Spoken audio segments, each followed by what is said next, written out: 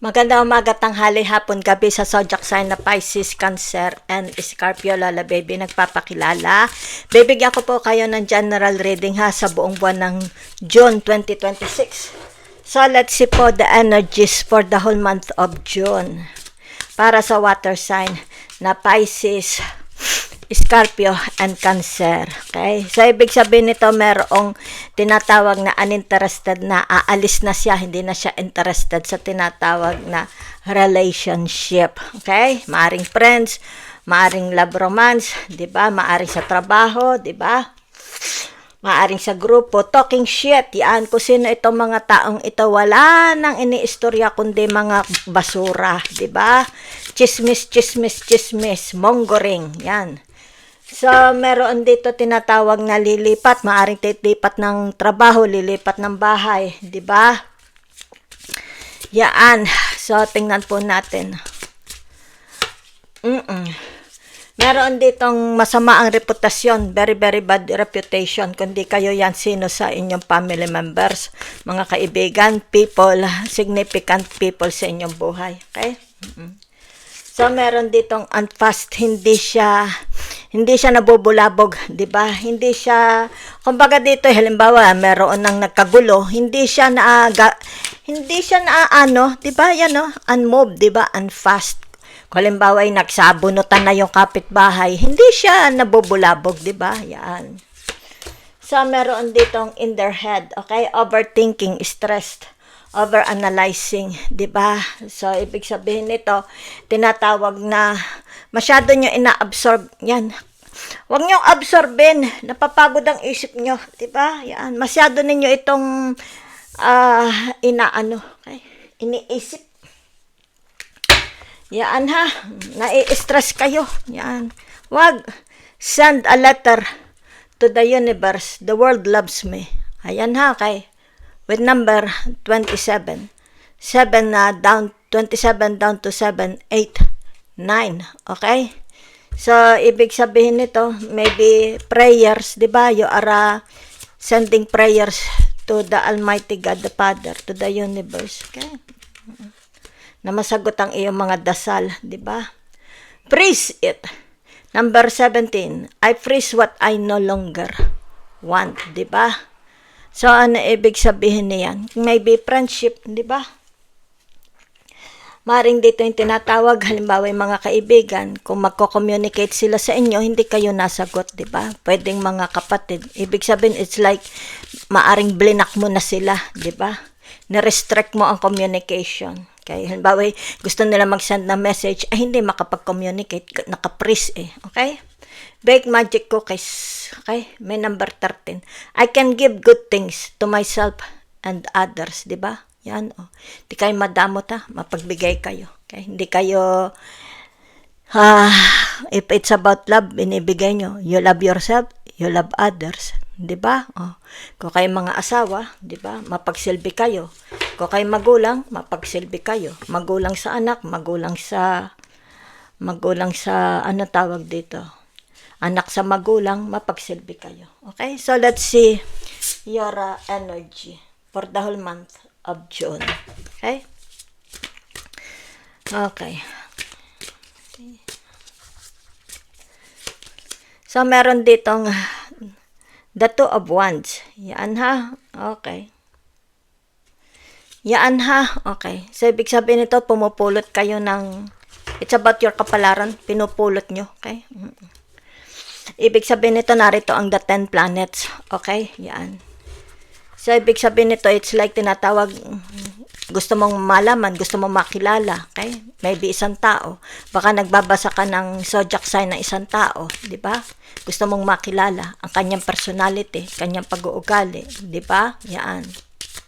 Kung kayo istugma o ano, di ba? O baka naman gusto mong mag-abroad, di ba? Gusto mong mag-aral, yan. Maybe sabi na nating mahilig ka sa stars gazing, di ba? Yan. So, meron ditong the Four of Pentacles, di ba? Sandali lang. So, ibig sabihin ng the Four of Pentacles, di ba? Halimbawa, graduate ka ng nursing, okay? Ibig sabihin niyan, is trabaho mo as a nurse. Ano trabaho mo as a nurse? Gagampanin mo, 'di ba? Yan ang tinapos mo. O wala ka naman natapos, housewife ka lang or homebody. Ay di gagampanan mo, 'di ba? Kung ano itong alam mo, kung ano itong natapos mo, kung ano yung certified ka, 'di ba? Yan. Gagawin mo. Okay? If you're a priest, if you're an engineer, architect, gagawin mo, 'di ba? Trabaho mo. So, narito ang tinatawag na the high priestess. Okay? Yan. So, ano ibig sabihin ng the high priestess? Okay? It's about karunungan ninyo. Okay? Yan. So, ano itong karunungan mo? Diba? Yan. It's like sinusulat mo, 'di ba? It's like mahilig kayo magsulat, 'di ba? Maybe ang karunungan mo ay may kinalaman sa mga herbs, diet, 'di ba? Kay maaring sa fitness, sinusulat mo, 'di ba? Yan oh. Maaring nabili ka ng books, 'di ba? Yan binabasa mo. So maaring sabi mo, itong pomegranate na ito, maganda ito sa mga may rayuma according sa libro, 'di ba? Yan. O maaring sinusulat mo, 'di ba? Nakikita ko mahilig kayong magsulat, mahilig kayong magbasa, mahilig kayong bumili ng mga books, 'di ba? Maybe sa online, 'di ba? Nagre-research kayo. Yan. So maaring it has something to do about your health, kung ano ang mga ipinapasok mo sa iyong health, sa iyong sistema, 'di ba? Okay? So maaari din naman sabihin na natin ito ang profession mo, 'di ba? Baka herbalist kayo, 'di ba? O baka naman tinatawag mga healers kayo, 'di ba? Yan. Or your nutritionist, pwede, 'di ba? Okay? So the hangman, 'di ba, narito, okay? Abused, scorned, and forsaken, was he madman or prophet? Yan, no? So nakikita dito yung tinatawag self-disintegration, 'di ba? It's like inaalis mo yung toxic sa body mo. Maaring masyado na kayong toxic, masyado na kayong pagod na pagod, okay? Your energy is very, very low, okay? So, maaring dito sabihin na natin during your kapaguran, ito yung tinatawag, yan, maybe you will read or you will read books during your tinatawag na spare time, di ba? Yan, mahilig kayo magbasa okay? Pamamahinga, okay? Maybe you want to alienate yourself muna, di ba? Yan. Para maka-conserve kayo ng energy, tumaas yung inyong tinatawag energy. Sci-Fi Tarot, the 10 of Wands, yan. Hawak mo. Tinatawag buhat mo ang mundo, di ba? Buhat ninyo. Marami kayong mga pasanin. It's about your pasanin sa buhay, di ba? Buhat mo ang mundo. The 10 of Wands. Kaya dito nakikita, pagod na pagod kayo. Depleted na kayo. So, maaring dito yung tinatawag, baka tinamaan ng health ninyo, okay? Maybe you need to prioritize first your health, di ba? Okay? Kasi masyado kayong tinatawag attentive kay sa pangangailangan ng iba, okay? Masyado kayong dedicated sa inyong role, sa inyong sinumpaan, trabaho, sinumpaan sa pamilya, okay? So, narito ang tinatawag the 4 of Wands. Okay? Yan ha. Meron dito, it's like tinatawag na unending. Okay? The 4 of Wands. Yan. It's like tinatawag aalwan. Okay? Mababawasan. Okay? Ang iyong tinatawag na sufferings, ang iyong burdens, ang iyong daladala sa balikat, mababawasan yung crosses ninyo. Okay? So, let's see. Your tinatawag na ano ito? Career. Let's see your career. La la la la la la. La la la la la. La la la. Init naman. Career. So, naririto ang tinatawag the Hierophant, di ba? So, ibig sabihin nito, yung tinatawag na it's like blooming, ano tawag dito? Growing, di ba? Namumukadkad ang inyong career. Okay? Saan yung career ninyo? Maaari sabihin natin DIY.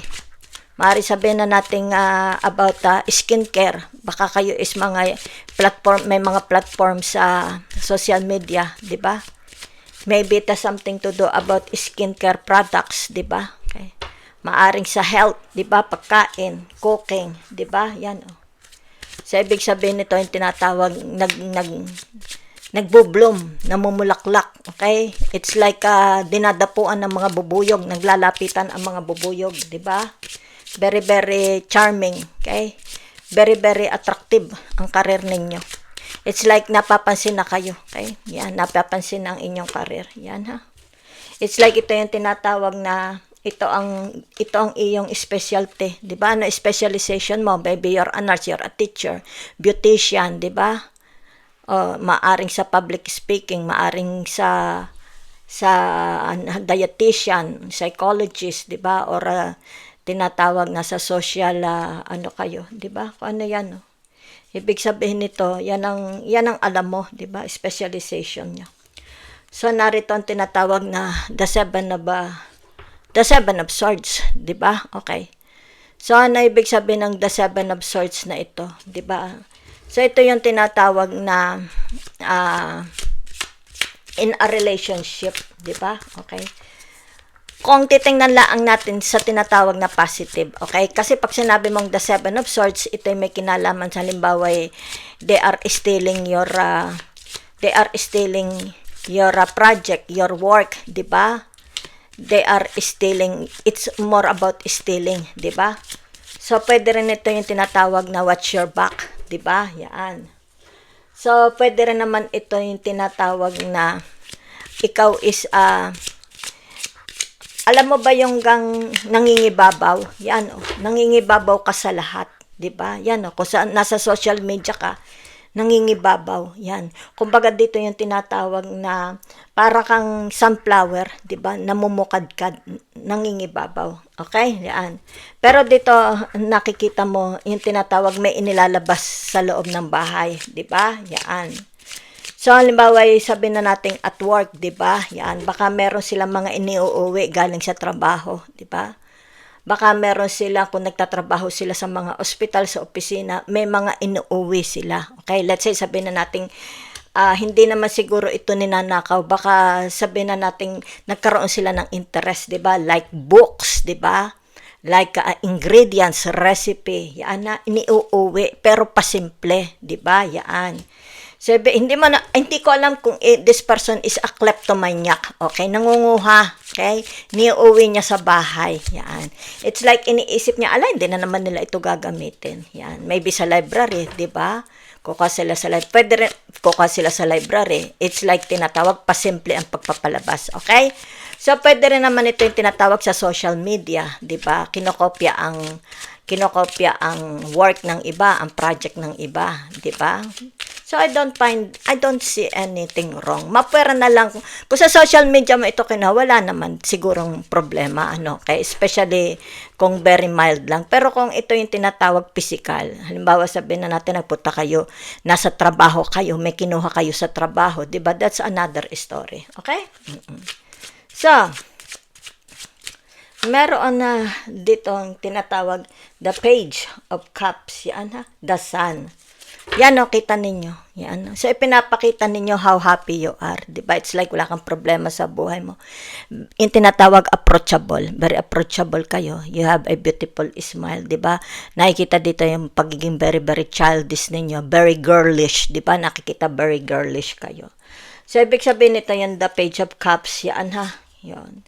Dahil ito ay tinatawag na what you are promoting, maybe DIY, 'di ba? Do it yourself, maybe beauty, maybe nasa social media kayo, 'di ba? May mga sineshare kayo doon, maaring you are teaching, okay, about health, 'di ba? About drinks, 'di ba?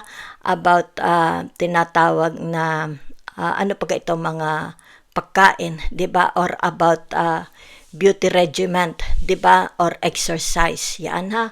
Kung ano itong mga pinopost ninyo or mga videos na ina-upload ninyo. So you're very, very girlish, 'di ba? You love flowers, 'di ba? You love scents, okay? You love plants. You love sunshine. Maybe every morning you go out the sun for vitamin C. Vitamin D. Kita nyo mga damit nyo, kahit kayo may mga edad, very girlish ko kayo'y manamit. Okay? So let's see. Yung tinatawag na the others. Okay? Sandali lang po ha. Tingnan natin the others. La la la la la la la la.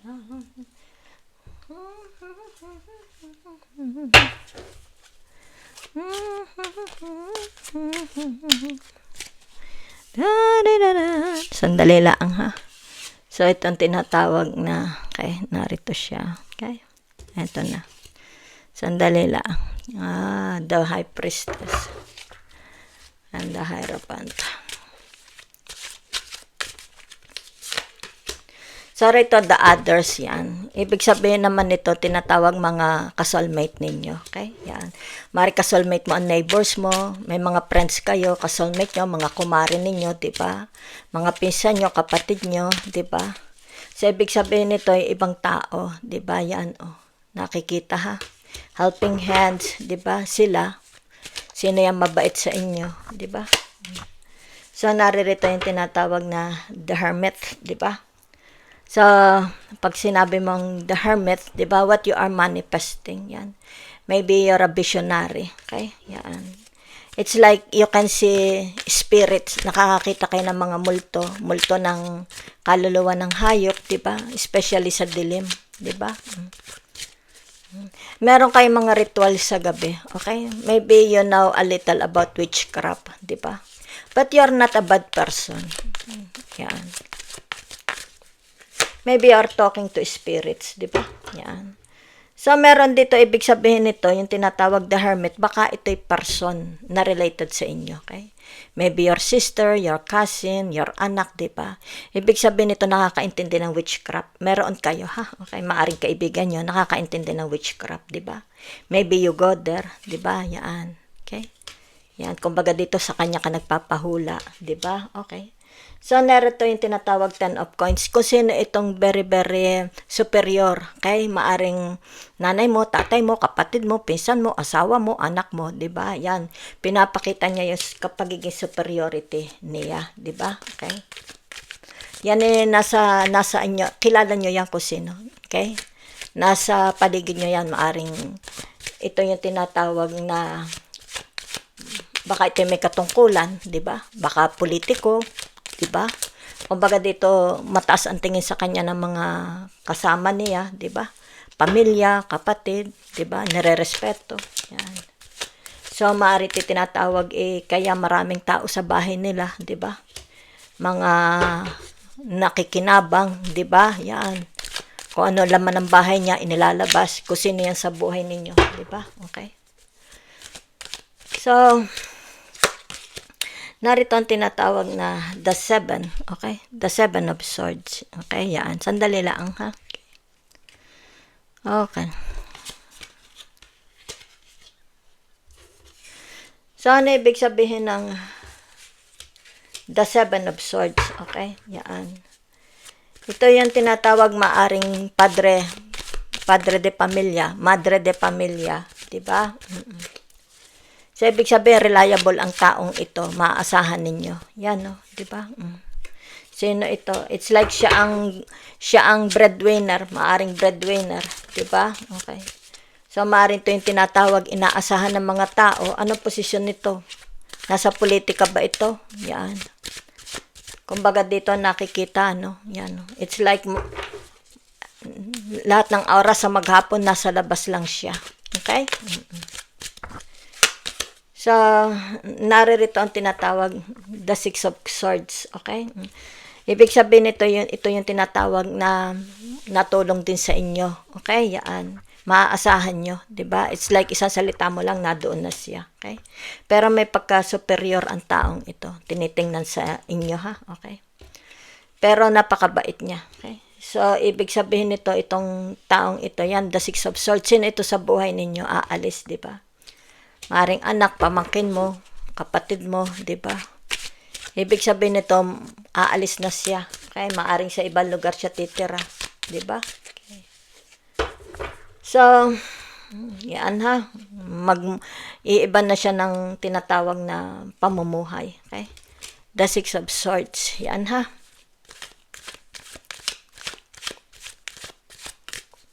O baka ito'y matulungin sa inyo, 'di ba? Baka ito'y breadwinner ninyo. Okay? Meron siyang feminine energy, water. Kagaya din ninyo, nakakasama nyo. Okay? Pero nakikita mo very very masculine din siya. Okay? Dependable ang taong ito.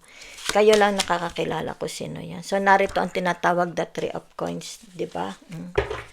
So ibig sabihin ng the Three of Coins na ito is yung tinatawag parang itong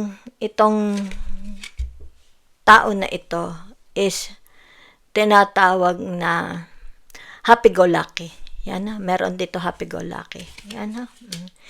Tinatawag na yung mga, it's like, mahilig siya. Okay, halimbawa sabihin na nating, mahilig siyang kumain, mahilig siyang mamili ng mga pamango, mahilig siya sa mga damit na magaganda, di ba? Mahilig siya sa kasayahan. Okay? So, yun ang tinatawag weaknesses. May mga weaknesses siya. Okay? Yan. Baka anak mo, pamangkin mo, kapatid mo, magulang mo, kung sino yan, asawa mo, di ba? Yan. So, naririto tinatawag the Eight of Cups. Yan ha. Okay? So, meron dito talagang aalis. Okay? Maaring sabihin natin, lilipat lang ng bahay, lilipat ng trabaho, di ba? Yan. So, meron dito, it's like tinatawag, ito yung haligi ng tahanan ninyo. Okay? Yan. Ginagalang siya. Yan. Superior. Look up to. Diba? So, meron dito yung tinatawag na napaka mapagbigay. Very open. It's like, meron akong, yung tawag dito, tungga-tumba. Pahingi pong tubig. Yan, punta ka na sa likod. May tumba-tumba, tungga-tungga doon. Diba? Lahat ibinibigay. Kumbaga dito yung bahay niya lagi nakabukas, 'di ba? Kung kaya dito maraming tao ang bahay nila. It's like everyday 24 hours puno ng tao. 'Di ba? Kasama na diyan yung tinatawag na bulero, 'di ba? Mga bulero, pasipsip 'yan, maraming pasipsip 'yan. So, ibig sabihin ng taong ito yung tinatawag yung katungkulan niya, 'di ba? Ayaw niyang biguin ang ibang tao, 'di ba? It's like ginagawa niya. Sino yan sa buhay niyo? So, meron lang dito yung tinatawag na hihiwalay lang talaga, okay? Maaring sa ibang bayan, sa ibang lugar, o kaya'y mag-abroad, di ba? Okay? O maaring ito yung tinatawag hihiwalay na sa asawa niya, di ba? Dala-dala lang yung anak niya, di ba? So, pwede rin naman ito yung tinatawag na meron siyang calling, di ba? Path. Pipili siya ng landas ng buhay na pupuntahan niya, di ba? So, maaring dito, gusto lang niya, maaring single ito, mag-aampon siya ng bata, di ba? O kaya dalagang ina, di ba? Okay. So, meron dito, it's like tinatawag, wala siyang pakialam sa buhay niya. Mahilig siya sa pagkain, mga sweets, alak, nasasarap na pagkain, di ba? Good time, yan. Kasi narito ang the devil, so the weaknesses of this person. Okay? So, last card na. Okay. I will see the star, narito na ang the star, ha? Okay. So, ibig sabihin ng the star, di ba? Yan. Sana patu-patu. It's like tinatawag na, okay? Yan ha. Itong taong ito is merong tinatawag kalungkutan, insecurities, di ba? So, ibig sabihin nito matagal na niyang, kung sino ito sa buhay niya, matagal na niyang, it's like tinatawag na baka siya is, sabi natin, gusto niyang hanapin ang sarili niya, di ba? Kung ito yung tinatawag na hindi niya pakilala ang sarili niya, gusto niyang hanapin kay yung kanyang pinagmulan. Maaring ko ito'y ampun, hahanapin niya ang magulang niya, di ba? So, maaari ito yung tinatawag yung nagpalaki sa kanya, di ba? Yan. So, ibig sabihin nito yung tinatawag na wounded ang puso nito, okay? Yung tinatawag immortality, okay? The mortal soul, yung kanyang mortal soul, nangangailangan ng tinatawag na healing, di ba? Yan. So, kaya nga meron tayong tinatawag na chiron, di ba? So, itong tao ito may mga built-in chiron sa katawan nila. Okay? Paano nila hini-healed ang kanilang tinatawag na pagod na kaluluwa, sugatang puso, di ba? So, let's see. Okay. Tinatawag, babasahin natin the whole energy, okay? For the whole month of tinatawag na ano ito? June, okay? Yan. So, Sandali lang ha. Okay. Marami kayong tinatawag na major arcana ha. Meron ditong the High Priestess. Narito ang the Hierophant. Okay. So, narito ang tinatawag the Hermit. Diba? So, narito ang tinatawag the Hangman. Okay. So, narito ang tinatawag na the Sun. Okay. And the Star. Okay. Yan. So, ang ibig sabihin ng the High Priestess, okay, yan, yung tinatawag na, wait mo na, binabasa ko maigi. It's about your, ano itong dinidesire nyo, di ba? The outcome, okay? You are expecting an outcome, di ba? Yan. Dito sa tinatawag na the Hierophant, di ba? May mga gusto kayo, it's about your expectation, magkaroon ito ng magandang resulta, abundance, success, di ba? Luck, di ba? Yan. Dito. It's like tinatawag your dreams kailangang magtagumpay, your ambitions, di ba? Yan. If you're, halimbawa, YouTubers, sana ma-monetize, di ba? Sana makilala ka. Yung tinatawag umangat, 'di ba? Umangat ka. Okay? So naririto ang tinatawag na the Hermit, 'di ba? So ibig sabihin ng the Hermit pag-aaral. So ibig sabihin itong taong ito is more about studying, 'di ba? Maybe sabihin na nating nag-aaral ka about the planets, 'di ba? Nag-aaral ka about the stars. Witchcrafts, di ba? It's about your kalunungan. So, ibig sabihin nito, bago mo ito ibino-broadcast, di ba? Bago mo ito isusulat, let's say sabihin natin, gumagawa ka ng books, di ba? Maaring gumagawa ka ng books kasi narito. Yan ha. Nasaan? Nasaan yun? Sandali lang ha. Yan ha. Let's say sabihin na natin, baka you're an author, di ba? So, ibig sabihin nito yung tinatawag pananaliksik, nagsasaliksik kang maigi. Diba? Yan. Yan ha. So, ano pa? Kaya dito kita ninyo, diba? Nagsasaliksik kayo ng maigi. Diba? Yan. So, ibig sabihin nito, gusto ninyo yung tinatawag you will shine. Diba? Mapansin. Yung tinatawag mag-elevate. Diba? Yan. So, kung ano man ito, 'di ba? Nakikita 'yan. So ito na, okay? Tinatawag the Hangman, 'di ba? So it's like tinatawag pampering yourself, 'di ba? 'Yan. O kaya tinatawag na nakikita dito yung pagiging ano ninyo, okay? Playfulness ninyo, 'di ba? It's like experimenting, experiencing, 'di ba? 'Yan. Maybe tinatawag in-experiment mo how pagka uminom ka ng beer, what you will experience, di ba? Maaring dito, pag umiinom ka ng beer, you feel like very light, nawawala ang problema mo. Okay? Kaya dito lumabas ang tinatawag the Three of Coins. Yan ha. Okay?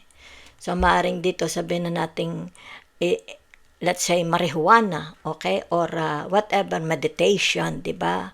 A yoga, okay? Or a music, you listening to the music, nawawala ang problema ninyo, okay? Yan.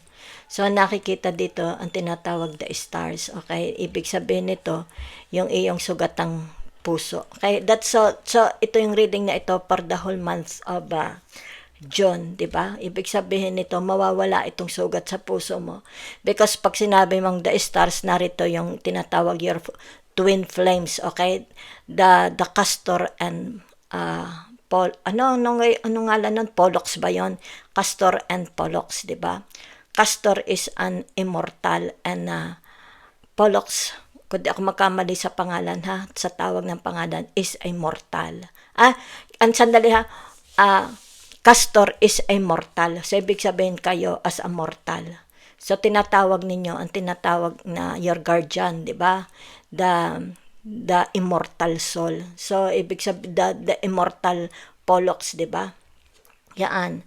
So, ito yung tinatawag na how you how you heal, okay, your wounded soul, your wounded heart, di ba?